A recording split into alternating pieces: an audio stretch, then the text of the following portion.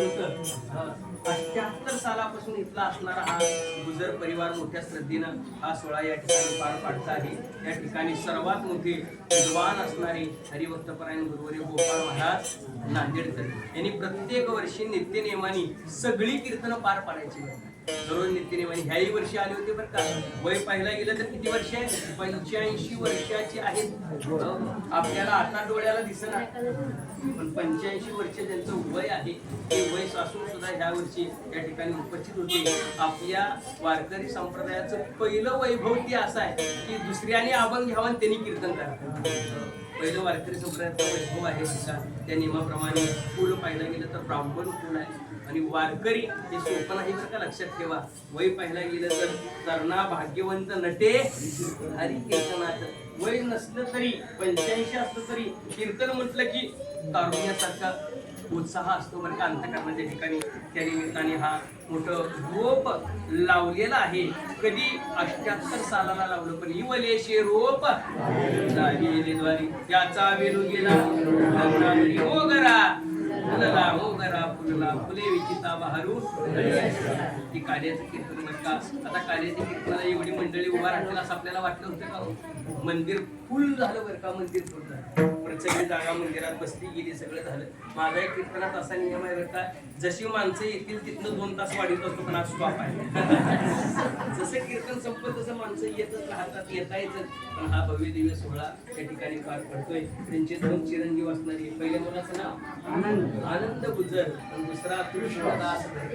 कृष्णाने मात्र थोडक्या कालावधीमध्ये माणसं वेगळी. कृष्णा पाहायला गेला तर आता 2-4 ते 5 वर्षामध्येच पाहायला गेलं तर हरिणमा संस्थान असेल. अंतःकरणाच्या ठिकाणी भाव श्रीपाद महाराजले भारी म्हणायचे बरं का.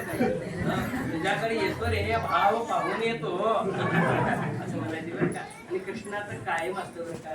नमस्कार दंडवत नमस्कार नित्यनेमाने.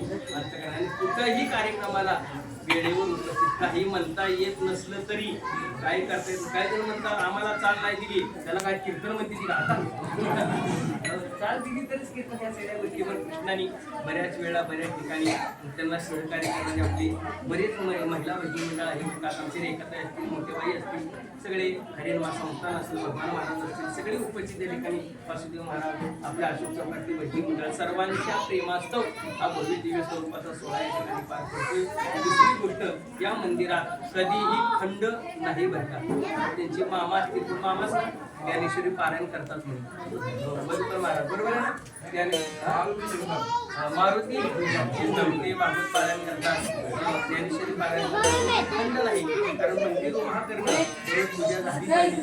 सगळे नित्य या ठिकाणी सांभाळले जातात, पाळले जातात. असा भव्य दिव्य स्वरूपाचा हा सोहळा या ठिकाणी श्रद्धेनं एकनिष्ठेने परिपूर्ण होतोय. अनंत परमात्म्याच्या चरणी मुख्य पारायण झालं. अरे वा, अरे वा.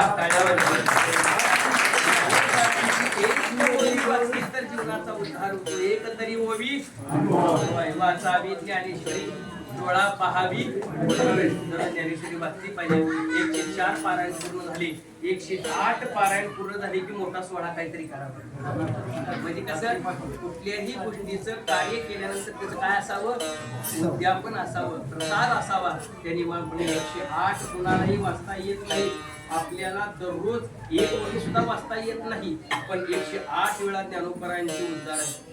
ज्ञानेश्वर महाराजांनी रेड्याला बोलवण्याकरता फक्त 2 शब्द सांगितले, बोल. भिंतीला बोल चालवण्याकरता चल. त्यांना चल म्हणाला, बोल म्हणाला 2-2 शब्द आहेत. आपण तर 9000 वेळा वाचतो. ज्ञानेश्वर महाराजांच्या मुखातून आलेले शब्द आहेत.